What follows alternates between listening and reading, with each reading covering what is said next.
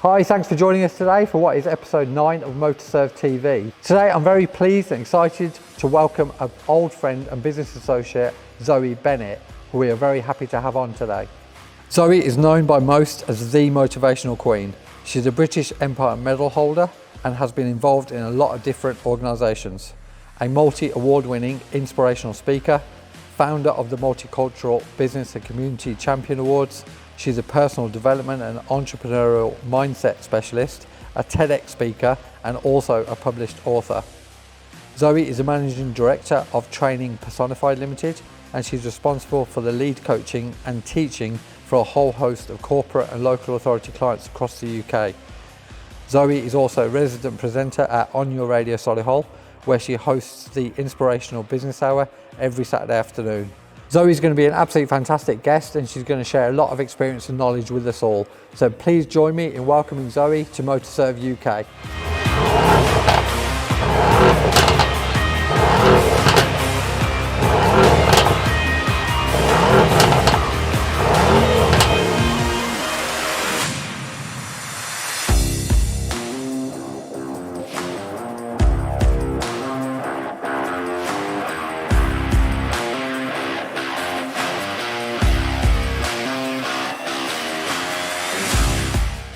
So thanks, Zoe, for coming across today. So you live in Sutton Coldfield, don't you? Yes, I do. Yeah, so thanks very much for coming across Birmingham, braving this absolutely horrid weather as well. It's shocking, isn't it? Yeah, so it's been a bit of a turn, isn't it, compared to what we had last week. But yeah, I've tried to, obviously your intro it's very impressive, everything that you've done through your life so far. So I tried to introduce you as best as I could. Is there anything that you think I've missed, or was there anything else that you wanted to add? Well, for me, I'm all about inspiring confidence and creating transformation in other people. Yeah. So that's why I created my motivational wear, jewellery, to remind people to believe in themselves and to never give up. For me, it's about helping people just be the best version of themselves. No, fantastic. See, I forgot about the jewellery side, so no, thank you very much.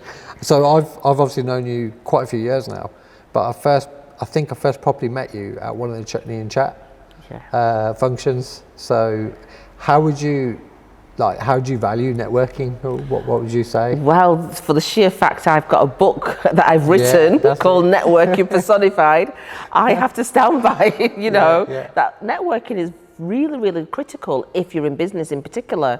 Yeah. It's the art of engaging people, that interaction that can make or break your organisation. Yeah, of course. I agree with that massively. So let's take a few steps back and going back to your kind of school life, college, university and things. So where did you start out? What's your kind of backstory? My backstory is when I was in school, let's go back to high school, I was always told by the teachers I would amount to be nothing. And I believed them. So I didn't really try at school. I didn't turn up half the time. So, when it came to taking my GCSEs, even though I used to truant a lot, this particular day when the GCSEs were on these few days, I was actually in school. And I thought, oh, what the heck? Even though I've not studied or done any revision or even turned up to any classes, I'll take it anyway. Just give it a bash. Exactly. Yeah. So you know how the schools send across to colleges ahead of time what your expected grades were? They sent across Fs and Us to the colleges. Yeah. So I went in, did my exams, and I came out with A's, B's and C's and just one single D. And it made me realise that actually I've got to stop letting other people tell me who I am or be defined by other people. And it was in that moment that I thought, do you know something? I'm taking control of my life. Wow. And the rest is history. So it was actually at your GCSE point, that's when that happened? Yeah. Wow, fantastic. Because I couldn't get into any colleges. Even though I got my A's, B's and C's and 1D, I couldn't get into anywhere. So I lived in Preston, Lancashire, born and bred there. Yeah. I ended up going to Nottingham just to get into a college. Wow, it's quite far, isn't it? Very far at 16. Yeah. So you went to Nottingham for college. Did you end up going on to university? I eventually did, but I was in Nottingham on my own. A 16-year-old, just to get into education, had to be out in the world on their own. But I got really poorly and ended up back in Preston. And then I was more than halfway through the year, and I knew I needed some education. So I went to the local college, which was Preston at that time, and there was whatever was left over. So one was business administration. So I started in the end of January, where everyone started in September. And out of 20 odd people that started all the way through from September, and obviously including myself, only 5 people finished that course and passed, and I was one of them. And it made me realise that actually I've got something, you know, that, and it felt good. Customer service just felt easy. The business administration side of it felt easy for me. So I found my niche. Yeah, it just came naturally to you. So picked it up really fast. So you did business administration at university? No, this is at college. Oh, just at college? Yeah. So this was in Nottingham at college? Yeah. And did you go on to university from there? I went on to university in London, South Bank University, to do estate management. Estate management? Estate management. Yeah, it wasn't mistakenly. Yeah. So I went on to do that.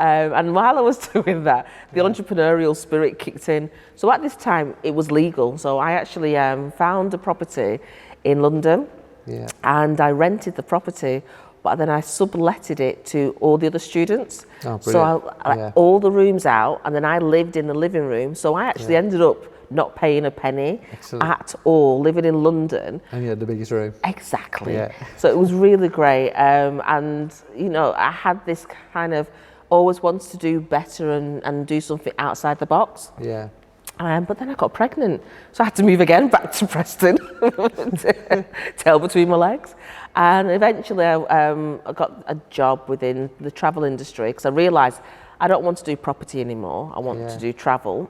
And got certification to the point I went all the way up to getting my master's in tourism management. Tourism management, yeah, brilliant. So yeah. You did that was that at home in Preston? That was at home in Preston. In between working a full-time job, having a child, a single parent, changing in the car park, in the university car park, going to lessons, coming back, getting changed and carrying on my shift at work. Wow. So, because I was going to get onto that, because obviously that hasn't really changed now, is it? You've got a lot on your plate, you've got a very busy diary, you've got a family life, you've got everything to kind of balance. And a lot of the guests so far, very similar kind of itineraries, very similar lifestyles. But how do you manage it all? How do you manage to balance everything? Because it's a norm as well, and I plan things out in my head of what's the most important thing first. And I work with those, and the things that are not quite important, then I can leave them to the side, or I can quickly do that overnight. So I stay up throughout the night to finish tasks, and the quick and easy ones, I just get them out of the way and do them there and then. Wow. How much sleep do you get then? Not much, but it's okay. Yeah. So we're seeing a recurring trend here, because a lot of the answers, very, very similar lifestyles, very similar kind of patterns, which is, but you have to put the hours in. You have to get stuff You have done. to put the hours in, but mine was more escapism, to be perfectly honest. And I think, what do you mean? Well, so I needed something to distract me. Yeah. And as you will know that my father was brutally tortured to death. Yeah. And there was an actual trending image that was going around the United States and around the world, and I didn't know about it until it dropped into my WhatsApp one day. And for some reason, when my dad's body came out of the house after he'd been tortured, they opened the body bag up to the actual crowd outside, and they took pictures, and that was what was trending. And oh my God. Every time I blinked, all I could see was this image. Oh my God. So that's why I couldn't sleep anyway. Yeah. So I had to keep myself busy, and that's how I've done it.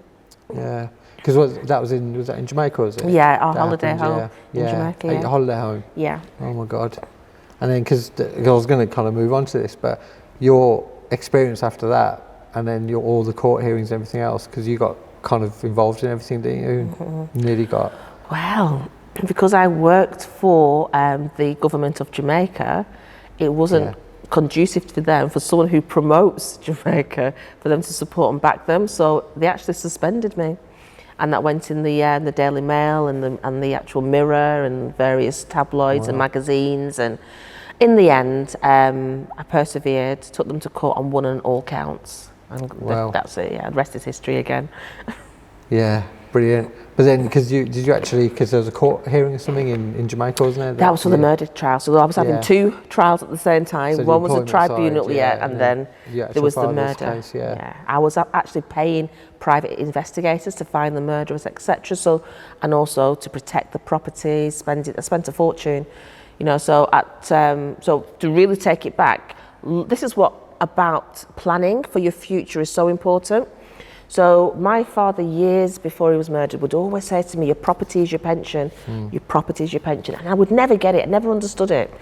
And then I realised, so as a single parent, I bought this house and in Preston. And I realised that actually I'm going to get to 50 odd and only then pay this house off. So I thought, okay, I'm going to save and save and save and pay all my bills up front for 2 years. And also give myself just £20 a week spending money. That means to get myself to work, petrol, like childcare, everything, food, everything for both of us. And I did it. So I actually paid all the bills up front for 2 years, and I've managed to pay my house off within just under 2.5 years. And what that did, it provided me with choices for the future that I didn't realise that was obviously possible. So then I went on to buy a house in Cheshire and other places, so myself on my own. So when this happened and I had to pay people to protect myself because I was having death threats and everything else, and to obviously search for the murderers, etc., and to repatriate his body as well, there was no insurance or anything, it cost a lot of money. So luckily, from setting myself up years ago, I was able to sell all my properties and then fund everything myself, and eventually also helped me to fund my business. Anything I wanted to do is all self-funded. Brilliant. So it's that pre-planning, isn't it? Running through the motions. Yeah. No, brilliant. So, because when did that happen? Like that was 2011. My father was murdered. So, what stage were you at then? Were you it was obviously way past uni and way past uni. You know, I was working. I had a really good job. You know, I was 8 years in with the tourist board, working with them. And life was great. I'm not gonna lie. So when you finished your degree and your masters in tourism, you actually worked for the tourist board. So you can't get into the level that I was at unless you had a master's degree. You wouldn't be able to enter into that level. Because for someone that, you know, from the stark contrast from when you started, where you didn't even want to turn up for your GCSEs, to getting all the way up to masters, and I know you're still studying at the moment and still doing things, so you know, it's massive change, isn't it? It's a huge change, but it's a realisation that actually you've got to believe in yourself and give yourself the best chance, because and I always say it's not all about academia, but it is helpful. So if something's going to be helpful for you, why not then pursue it? You know, I'm a firm believer that we all go to university because the university of life is one of the most important universities, but at the same time there are some levels of accreditation that you need that can help catapult you even further. And for certain jobs you need that, like you said about the tourist board. So you worked for the tourist board, and after everything that happened with your father, when did you get into business for yourself? Was that literally immediately, because of the way in which I was treated. The way I say, I'm an internal customer. I'm an actual customer. When you work for someone, you are their customer, whichever way you look at it. So for me, I felt it's not just important enough just for external customers to be looked after. I wanted to create an organisation where internal customers are also shown and valued and treated in the way that they deserve to be treated, for the time they give, the effort that they give, the commitment that they give, you know, that they too need to be valued. Yeah, definitely. So from there, you set up your business, and it was you moved into training. And obviously customer helping service. with the internal customers. So, and that's where the training company was born. Training Personified. Training Personified Limited. So from there, it's just gone leaps and bounds, isn't it? It's literally, and it's all lived experience, to be perfectly honest. Everything. The reason why people resonate with the training that I do is it's coming from a place of real, real talk, of relatability, and not just so off the shelf, or well, this is what we meant to do. Let's go through that. Straight from textbook. It's all tailor-made, it's personalised, and our strapline is that we recognise and apply individual training needs, and that's what it's about. For the organisation, for the group. Excellent. So, how did you end up in Birmingham? At what point was that? So because of the death threats I was getting, I had to from leave, that? Oh, wow. from Preston. So I ended up in a place called Cheslin Hay, where nobody knew me, obviously, and I had to have my head down. And by sheer luck, my MP was Gavin Williamson, MP, and he so happened to be the parliamentary secretary for David Cameron. And as a result of him, he literally saved my life. And he got involved and had a meeting for me at the House of Commons and chaired the meeting at the Foreign Office. And within weeks, one of the murderers got 40 years to life without parole. And that's the reason why he got involved. They were trying to get me across to Jamaica, even though Staffordshire Police came to my property, and they obviously tried to trace back where the death threats were coming from. And they said it was an unidentified IP address, unidentifiable one. And then I got a letter 2 days before Christmas Day from the actual government, which was sent on from the Jamaican government to say that if I didn't turn up in Jamaica and got on the stand and said it was my father that had been murdered, they would just close the case completely. So I already had the death threat saying that if I stepped foot in Jamaica, they would send a gunman for me. So, but I was determined regardless, knowing I'm going to my death, that I was still going to do it, because I know that if my dad was here, he would do all he could to try and get justice for me. So I actually checked myself out of my life. I said goodbye to my children, because it was Christmas time now, bye to my partner, knowing I'm going to my death. But in the meantime, I started researching online, because I asked the Foreign Office here in the UK, could I do a video call through across, and they said there's no such thing, you can't do that, you have to go in person. So being me, I researched it and found that actually a month before there was a celebration on gov.uk site between Jamaica and the UK, that video conferencing now, so it was a thing. So I took a picture of it, screenshotted it, booked an appointment with the MP, and I had the first appointment in the new year. And that's when he came on board and says, do you know something? I'm going to back you, Zoe. I'm going to save you. Wow. And it's off there, because I know off the back of that, because obviously all that was, or you obviously did it from here and it was done over video conference and that. Well, in the end, I didn't have to. You didn't even have to do it as soon as you said it. Yeah, because what they were doing, it was lunacy. You stop on a murder trial just to say that that's my dad. His DNA tells you it's him. You know, everything is there that tells you it's him. It was just trying to be a loophole to try and shut me up. Quash it. Yeah. So, because they were saying that you weren't going to go. And so then it just ended up getting thrown out. So it was just an excuse. It was an embarrassment. Yeah, of course it was. Wow. So you managed to not do that, and still the guy got 40 years to life. Yeah. And then after that, is that where the MBCC came from? That's where the MBCCs came from, because I wanted to say thank you to Gavin Williamson and the police officer who actually turned out in his own spare time became my FLO, Family Liaison Officer. Oh, wow. And I didn't know that until after the fact, that he'd given all of his time free of charge because he was that disgusted with what was going on. Really? Yeah. That's fantastic, isn't it? I know. So, because the MBCC, it's the Multicultural Business and Community Champion Awards. Yeah, Community Champion Awards. So obviously that's been going a number of years now, hasn't it? Yeah, it started out as Midlands as opposed to Multicultural. So you started that off in Birmingham. What year was that? How many years? 2015 is when the concept came. Yeah. And the first event was in 2016. Wow. Yeah. So it's quite a few years now, isn't it? It's been going. But every year it just gets bigger and bigger. Gets bigger and bigger. And then I brought True Power in 2018. Yeah. And then, the rest is history. Yeah, that's it. And it was a fantastic event last year, as well as the year before and the year before that. So thanks for having us. No, thanks for being a part of it. Yeah, honestly. No, it's been brilliant. Yeah. Because last year it was Lenny Henry and Trevor McDonald's, wasn't it? Yeah, Fluella Benjamin. And Lamar. And Denise Lewis. Angelica Bell, Brenda Edwards, Paul Brunson. Yeah, too many to list now. Literally. No, it's brilliant. And then next year, hopefully bigger and better. And this year. Yeah, of course, this year now. Next year, it was last year, wasn't it? So it's coming up soon. But when's it? You're looking to get televised, or? Oh well, we're looking to get it televised. I don't think it will happen this year, but it's a slow process. It takes a while, but for us, it's more important about recognising and valuing unsung heroes. What it was all started as, because The MP was my unsung hero. My father's my unsung hero, Yeah, you know, even though he's not here. And so is a police officer. And it just is a legacy now that allows other people to recognise those individuals and companies in their life.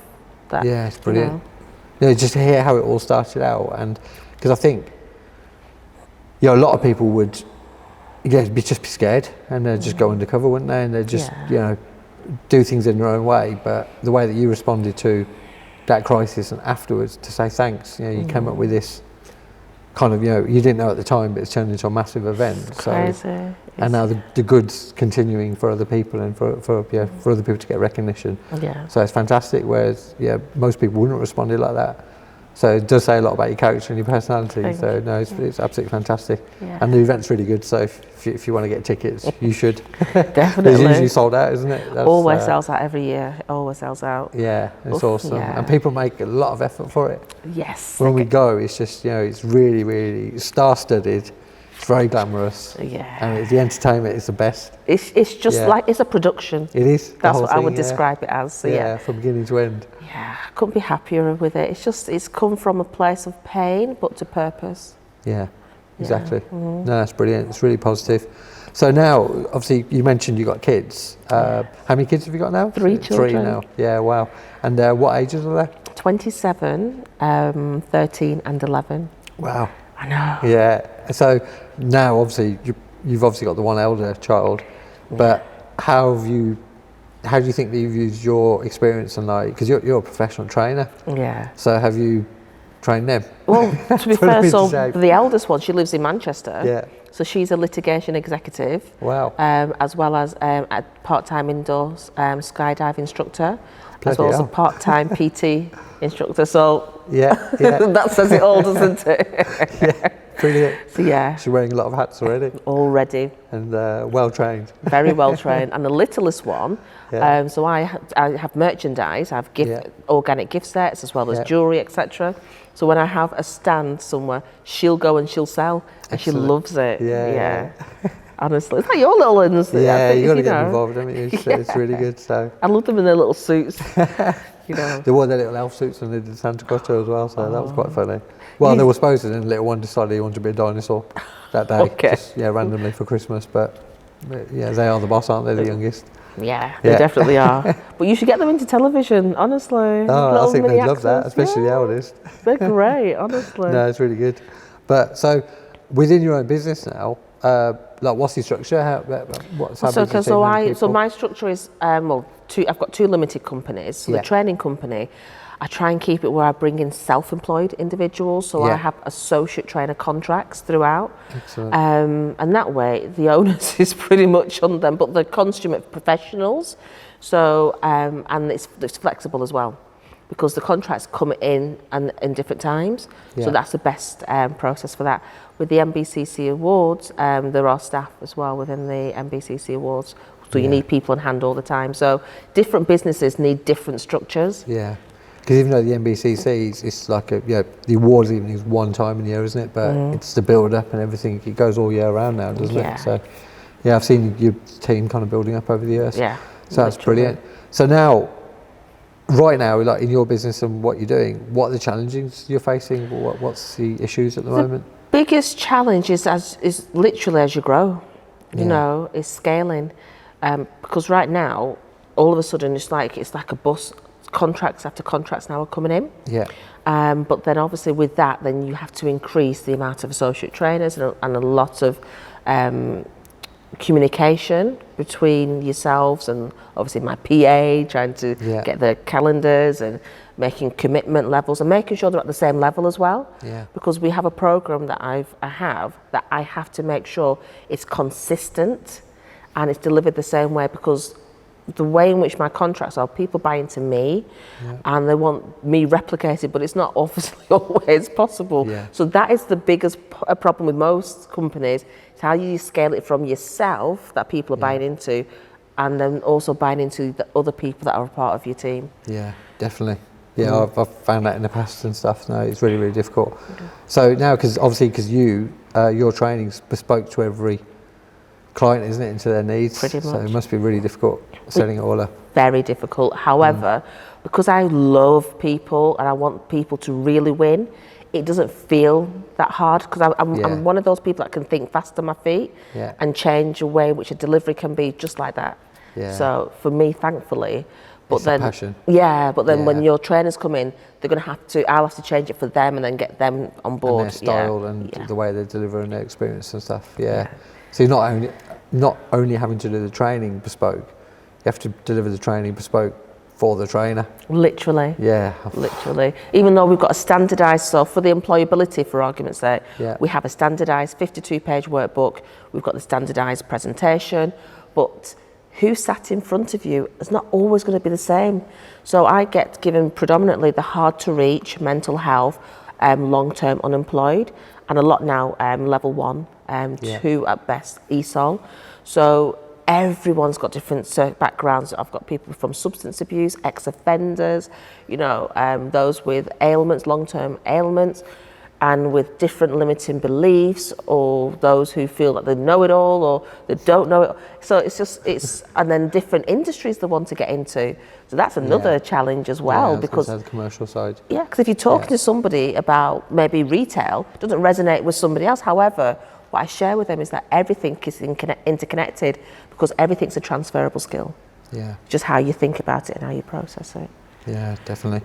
So the corporate stuff, is that's a whole different kind of arm, and it's all different stuff. All different things. So so I'll be asked to come in and speak, because I'm a speaker as well, and deliver on resilience training or leadership or customer service or team building, and I do team away days with organisations as well.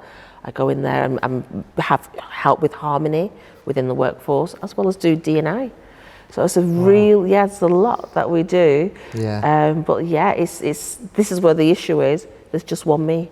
I can see that. So from your perspective, you obviously meet a lot of people, and you see not just in the networking but through your work, what makes a good business person? What are the characteristics that you think? Okay, for me, what makes a good business person is someone who's in tune to other people's emotions. Because you can change the course of an interaction and a business deal by actually reading the person correctly and giving them what they want, in terms of letting them know what the value you're going to give them, what they're going to get out of the interaction, and that's all about reading people, and also communication, having clear communication channels. Yeah, definitely. But what about their personal characteristics? What do you think they need? I'm always saying to people, stop looking as if you're chewing a wasp. You have to just be aware of self. And if you're not aware of self, get to be aware of self. Look in the mirror, video record yourself, and actually look at your mannerisms. What you're looking at is what other people are seeing. How do you come across? And if you're not coming across as warm and engaging, and you're putting people off, that's what's going to be happening. You're not going to be having that connectivity at all. You won't build relationships, you just rub people up the wrong way. Literally. And you do come across people like that, and you don't tend to do that much business with them, do you? No. It's like sandpaper. But they don't get it, because they don't spend the time looking at and assessing themselves. I'm always saying to people, reflection. You need to be looking at how you showed up today, how your energy was, what your output was, what you could have done better, but what you did well. So it's not just about putting yourself down or literally beating yourself up. It's about celebrating yourself, and actually that can help you with the way that you show up and how you look at somebody else, and or your energy levels, because you're thinking, all right, actually I did all right. But so many people don't congratulate themselves. That's why they seem miserable. Do you think that, because that's saying when, because some people say, I'm not a salesman, I don't do sales. It's like everyone's a salesperson. You're selling yourself, your personality, the way you come across, and like you're saying. And so everyone is a salesperson, and they have to look at themselves and reflect on themselves. You've got to help people not to lead with the negative. Because for instance, somebody will go on stage to speak, and the first thing that you say is, I'm not a speaker, or I'm nervous. Guess what that does? You could have the best material in the world, but because you've planted that subliminal negative thought in the audience, now the audience no matter what you say, is not believing you, or still saying, he's rubbish though, because you've confirmed that you're rubbish, so I'm going to believe you. So if you went on stage and didn't say anything and did the power of pause, and then went straight into it, and you had some golden nuggets, everyone will be just applauding you and clapping you, you know, and actually thinking, I've got some value. But as soon as you put a negative at the front, you're like a hiding to none. Yeah. No, definitely I agree with that. So, like, with all said and done, because obviously I know, like, from the story you've told and everything, like how you kind of went into business, but do you think a person is born an entrepreneur, or do you think it's nurtured into them over their life? Oh, do you know something? I think you can be born, however, everybody needs nurturing, even those born with that inert drive that they have. Because it's about characteristics, isn't it? Yeah. It's about being someone who's a go-getter. You can be born like that. Resilient. However, already. But you have to be taught certain things. Hence why having a mentor is so important. Yeah. And, you know, even those at the top of the game should have a mentor. Yeah. Well, they do, don't they? Footballers have coaches. Footballers have physical trainers, everything. Yeah. So, because that was going to be one of my questions. What are your... Because I know what your thoughts are, because I can see what you do and I can see everything, but for the good of the audience and the listeners, what are your thoughts about, because some people want to go their own way and they don't want to ask anyone and they want to like learn for themselves and make the mistakes themselves, but they just think that's foolish. I wouldn't say it's foolish, because you've got to allow people to be able to express and move in the direction that they want to. However, what would be foolish if they want to go solo is not doing the self-reflection, as I said. Regardless, even though you don't want to be listening to people, you need to have a system in place where you know how does somebody else describe you. So you've got to be able to answer certain questions for yourself. Yeah. In that interaction, how do you feel that interaction went? However, it's always best sometimes from outside looking in.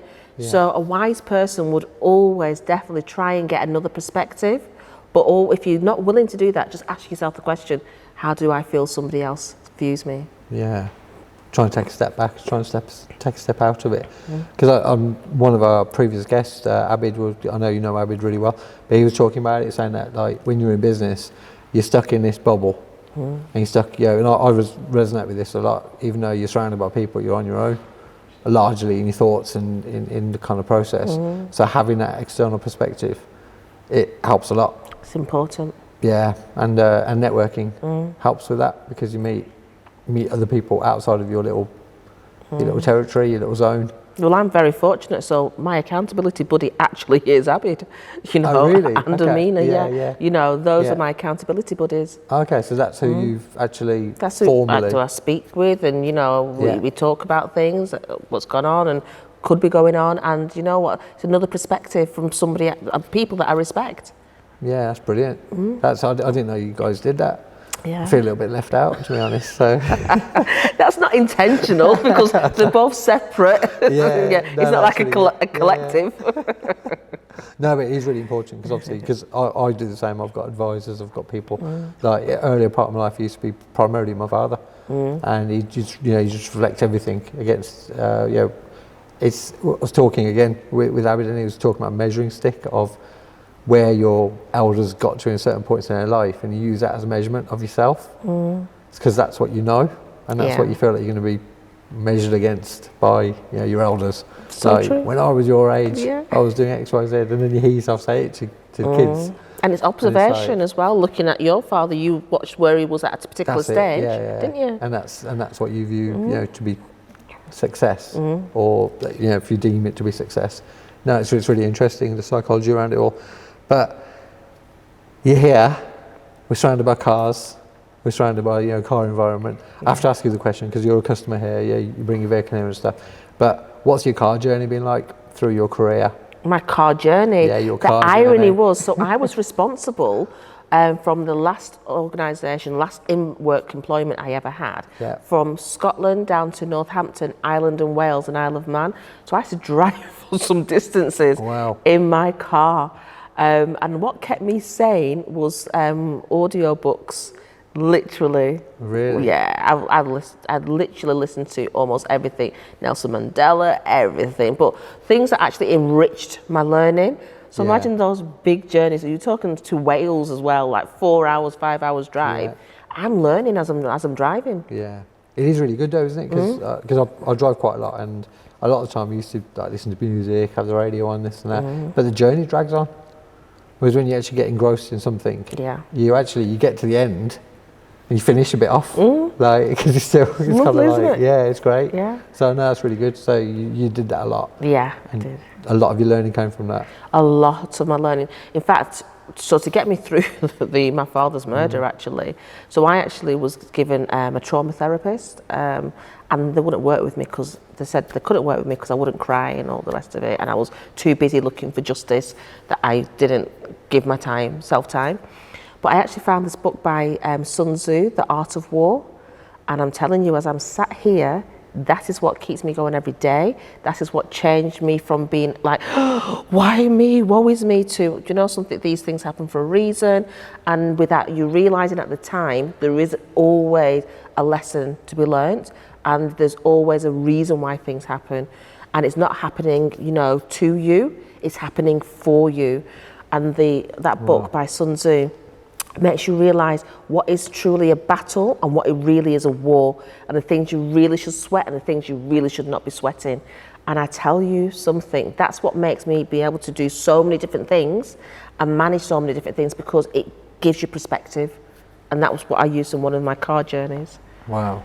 So your car's been quite a good place for you then? Yeah. You've learned a lot from it? Yeah. But where did you always drive from, like your beginning of your career, or when did you learn? Or I was 17 and I passed the first time. there you go, so sorted. So textbook. There you go, passed first time. I didn't have a driving job per se straight away. I was driving to work. Yeah. And then the next job, I was actually in a travel company on the road as a sales agent, and I was having to drive more down south. So that's really when it started. But I didn't get into audios until I worked for the tourist board, when I was really on just constant long journeys. Long treks, yeah. So what cars have you had? What's been your favourite car? Oh, my favourite car is the Lexus, the one with the television screens in the headrest and everything, with a cream leather interior. Yeah, and you can watch movies in there. Honestly, it just felt like it's a home away from home in there. Yeah. In fact, my BMW, was it an X3 coupe? I had one of those. Yeah. Now, candy shop, yeah? Yeah. With a candy shop song in there with some bass line with like boom, and it was like, yeah, I feel like I'm there. But right now, the car that I'm in right now, and I really love it. Yeah. Because it's got a heated steering wheel. That's the only reason why it's my favourite. It edges everything else. For that simple reason, is the Land Rover Discovery Sport. Yeah. Yeah. Excellent car. Yeah, I love it. I'm not gonna lie. It gets you, because you're driving a lot nowadays as well. I drive a lot now, yeah. So obviously you got all the different places that you have to go, all the different Yeah. companies and stuff. No, brilliant. It's a great car. It's a wonderful car. Yeah, you don't get stuck in the snow either. And it's, that's even better. Did you see the snow that happened a few months ago at the end, obviously, the snow season? Yeah. I was watching cars come straight back down the hill, just sliding down, and I was just moseying around them. You know, I was so grateful, not gonna lie. Yeah, that's it. Because I have my wife in a 4x4 as well. It's just for that reason. Yeah. Even though she managed to slide it last. How? Because she had because obviously when you're driving a 4x4, you can start easily, because obviously you've got four wheels, all going at the same time. But to still stop the thing, you're still driving pretty much 2.5 ton. So to stop it, it will slide in the snow. So you got to do it really slowly. Yeah, you got to do it really slowly. So you can get a little bit overconfident, a little bit carried away with yourself. She says she didn't, but yeah. Well, you're a car man, you know, but you don't argue with the missus. And, busted alloy and busted suspension arm, says differently. Oh, good. Up against the curb, yeah. So yeah, it was good fun to repair and recover her from. It's a good job you're in the household. I know, it's a good job we got a garage. Yeah, literally. Got it straight in. It's like, okay, madam, we'll have the car ready for you tomorrow. Yeah. And we've got it all sorted, but yeah, so you have to be careful even though you're driving 4x4, yeah. So what are your thoughts? 'Cause obviously you're driving out and about a lot, driving a lot for business, so you haven't bought an electric car yet. So, okay. So I have a theory on that. Really? So I have little insider knowledge, because my husband has worked for Jaguar Land Rover for the past 30 odd years, and he's an auto electrician. Yeah. Oh, awesome. So, so he works on the electric vehicles. So it's his department. And they're not ready right now. You know, it's not the time to be buying it, because they're going to keep changing, they're going to keep upgrading. So I'm waiting until that final vehicle is set, because obviously 2030 is when they're saying all vehicles should be. Or, obviously today's news, at 4:30 that was breaking, is it may be being pushed back to 2035. Doesn't surprise me. At the earliest. And that is why I didn't buy the electric car, because I knew, because he told me already, I knew already it's gonna be, it wasn't be ready. I thought when they announced it in we're going to do it in 10 years. So you're going to unwind an industry that's set in and established and developed and grown over 100 years in 10 years, and you're going to set up an entirely new infrastructure, an entirely new manufacturing process. It's not possible. It's a false deadline. It was ambitious. Well, I think it's a false deadline to get everyone into gear, to get the Jaguar Land Rovers, to get Ford, to get all the big manufacturers, Volkswagen, everyone's starting to, right, we've got no choice.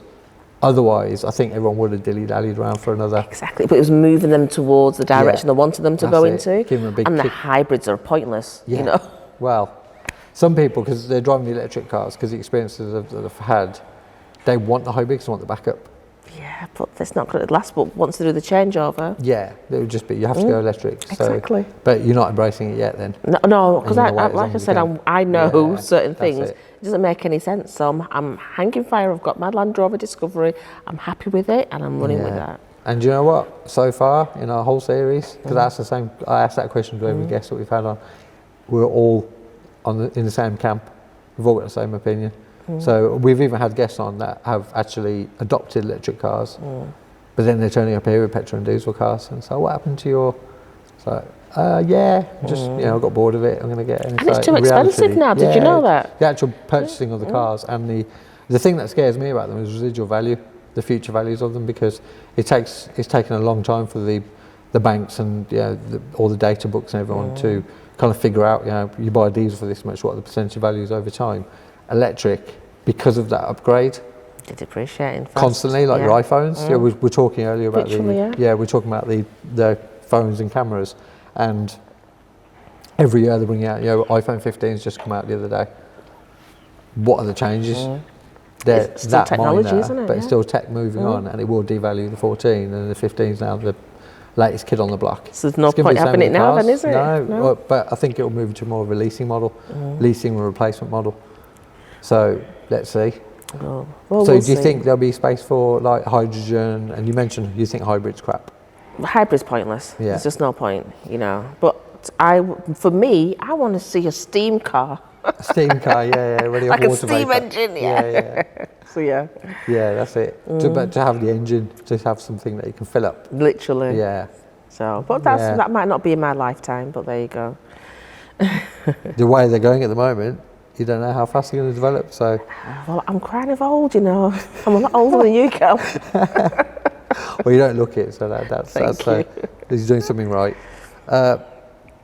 So talking about obviously we've gone through new projects quite a lot, but I know you've got something new on the agenda, something new that you've been working with. So that's the new awards. Yeah, the Building the Future Awards, Young People in Construction. Wow. How did you get into that? Because the employability contracts that I'm getting, are all I need to construction. move the unemployed into work, and the places where I'm getting the most success is moving into construction.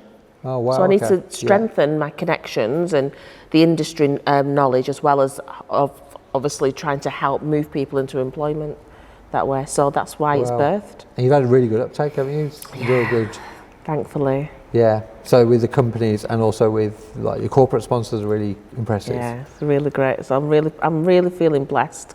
Yeah. Honestly, I couldn't ask for anything better. Yeah. Who's on board so far? So we have Southland City College, our co-headline sponsor with Birmingham City Council. We also have Qatar Airlines and Bootcamp Media as diamond sponsors. Good old Jimmy. Oh, good old Jimmy. And we've also got Carey's on board as well, and we've got others as well. So it's just really great. Yeah. So all-star cast. It's really great. But we've also got table sponsors as well. Brilliant. So we've got HS2, we have BEM, we have Lovell Group, Ambassadors are Lovell Group as well, and Berkeley Group, and the Institute of Directors, and Shakespeare Martineau. Brilliant. And judges from HS2 to Seeker, Microfresh. There's so many amazing. Yeah. I could go on for days. So you fill the roster. Literally. So this is your first one. So that's really good. Well, when's the actual event? When's the awards? It's 17th of November, a Friday, and at Aston Villa.